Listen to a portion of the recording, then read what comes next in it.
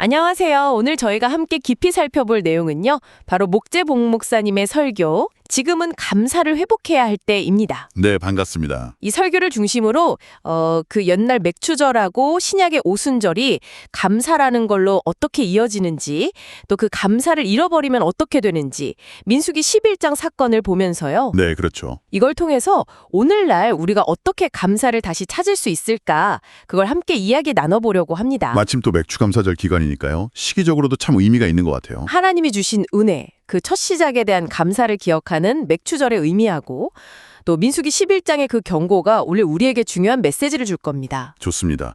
그럼 먼저 맥주절 이야기부터 좀 해볼까요? 이게 이스라엘 백성들이 가나안 땅에 들어가서 첫 곡식 거두고 이게 다 하나님이 주신 거구나 하고 첫 열매를 드리는 절기였잖아요. 네, 맞아요. 모든 것의 근원이 하나님께 있다는 고백이죠. 그리고 신명기 16장 보면 재밌는 게 혼자만 기뻐하는 게 아니에요. 그렇죠. 네, 종, 레위인, 나그네, 고아, 과부, 이렇게 좀 약자들이랑 같이 기쁨을 나누라고 딱 명시되어 있어요. 미래 수확에 대한 어떤 믿음, 소망 이런 것도 담겨 있었고요. 나눔과 소망, 그게 중요했군요. 근데 여기서 진짜 흥미로운 게 뭐냐면요. 이 맥추절, 다른 이름으로는 칠칠절이라고도 하는데 이게 신약의 오순절하고 날짜가 똑같다는 거예요. 정말요? 6월절 지나고 50일째 되는 날. 네, 바로 그날이죠. 사도행전 2장 보면 바로 이 오순절에 예수님이 약속하셨던 그 성령이 임하셨잖아요. 네네. 그러니까 구약의 맥추절이 땅에서 난 첫 수확물, 밀이나 보리 이런 거에 대한 감사였다면 신약의 오순절은 하늘에서 온 첫 열매, 바로 성령을 우리에게 선물로 주신 것에 대한 감사의 시작, 이렇게 볼 수 있는 거죠. 와, 땅의 첫 열매, 하늘의 첫 열매? 네.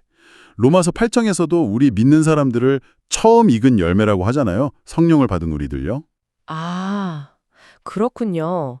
결국 맥초절과 오순절, 이걸 쭉 꿰뚫는 핵심 단어가 바로 감사네요. 그렇죠.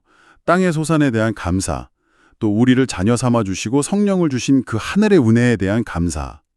이게 그냥 옛날 절기가 아니라 오늘 우리의 신앙 상태를 딱 비춰보는 거울 같은 거예요.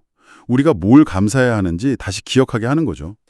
그런데 이스라엘 백성들은 이 감사를 잊어버렸단 말이죠. 민수기 11장으로 가보면 그 결과가 정말 좀 무섭죠. 맞습니다. 정말 안타까운 부분이에요.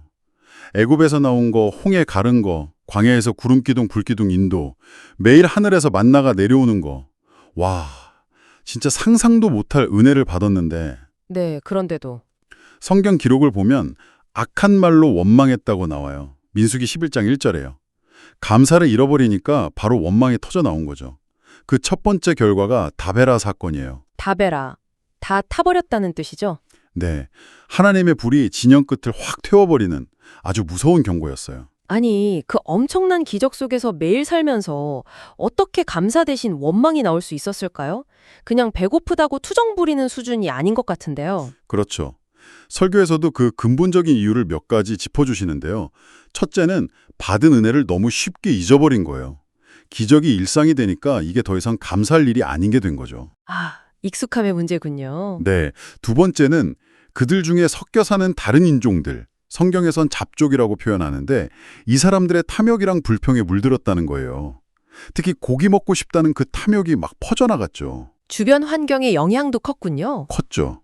세 번째는 현재 상황을 과거 애굽 시절하고 자꾸 비교하면서 불평한 거예요. 심지어 애굽에서 값없이 먹었다고 막 과거를 미워하기까지 하죠. 그건 좀 심했네요. 네. 마지막으로 만나에 대한 태도 변화예요. 처음엔 분명 꿀 섞은 과자 같다고 맛있다고 했거든요.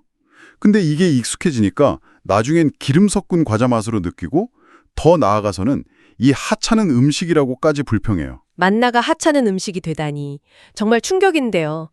우리도 혹시 그렇게 당연하게 여기는 축복들이 많지 않을까 싶네요. 그렇습니다.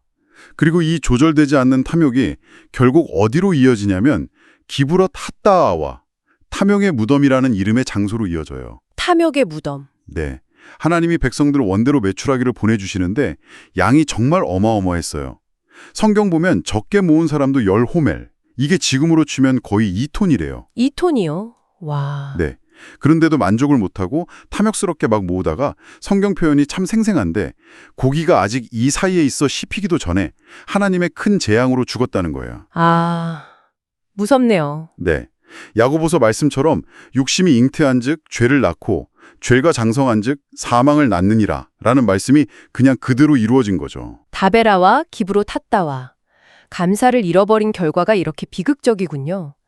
자, 그럼 이 민수기 11장에 정말 뼈아픈 교훈을 가지고 특히 맥추감사절을 보내는 우리가 어떻게 하면 이 잃어버린 감사를 좀 회복할 수 있을까요? 설교에서 몇 가지 구체적인 방법을 제시해 주셨어요. 첫째는 이스라엘 백성이 놓쳤던 것, 바로 은혜를 기억하는 것입니다. 시편 103편 2절 말씀처럼 그의 모든 은택을 잊지 말지어다. 내 받은 복을 세어보아라 뭐 그런 찬양도 있잖아요. 맞아요.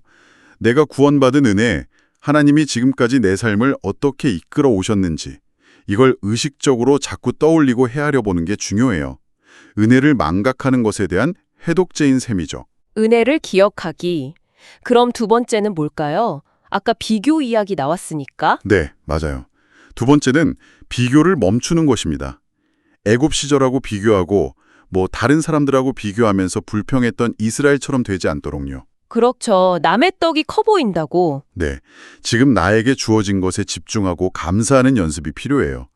우리 안에서 자꾸 불평을 부추기는 그 잡족의 목소리, 그 부정적인 비교의식을 딱 차단해야 합니다. 네.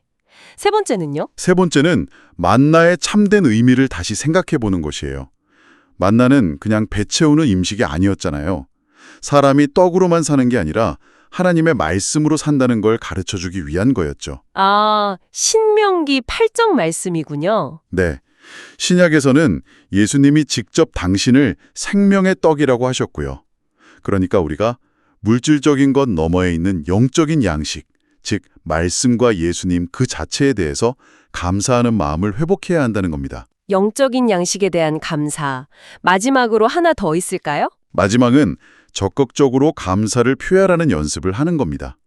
불평 대신에요. 아, 표현하는 거 중요하죠. 네. 설교에서 인용된 제이 데니스라는 분의 글처럼 세금 낼 직장이 있어서 감사하고 빨래할 옷이 많아서 감사하고 청소할 집이 있어서 감사하고 이런 식으로 관점을 바꾸는 거예요. 간점의 전환이군요. 그렇죠. 아, 이만하게 하신 것 감사합니다. 이런 태도를 의식적으로 연습하고 또 시편 51편처럼 주의 구원의 즐거움을 내게 회복시켜 주시고 자원하는 심령을 줘서 나를 붙드소서 이렇게 정말 자발적인 감사로 나아가는 게 중요합니다. 그렇군요. 결국 감사는 그냥 기분 좋은 느낌? 그 이상이네요. 내 삶의 주인이 누구고 모든 좋은 것이 어디서부터 오는지를 인정하는 신앙 고백이군요. 이 민수기 11장의 경고를 잘 기억하고 감사를 회복하는 것이야말로 맥추절의 참된 의미를 되새기는 길이겠네요. 네, 맞습니다. 그래서 마지막으로 청취자 여러분께 이 질문을 한번 드려보고 싶어요. 여러분 삶에는 혹시 처음에는 정말 감사했지만 이제는 너무 익숙해져서 당연하게 여기거나 어쩌면 이스라엘 백성처럼 하찮게 여기거나 불평하게 된 만나가 있지는 않으신가요? 아, 생각해 볼 문제네요. 오늘 잠시 잊고 있었던 그 하나님의 은혜를 다시 한번 기억하고 그 가치를 재발견하면서 여러분의 관점을 어떻게 새롭게 할 수 있을지 한번 조용히 생각해 보시면 좋겠습니다.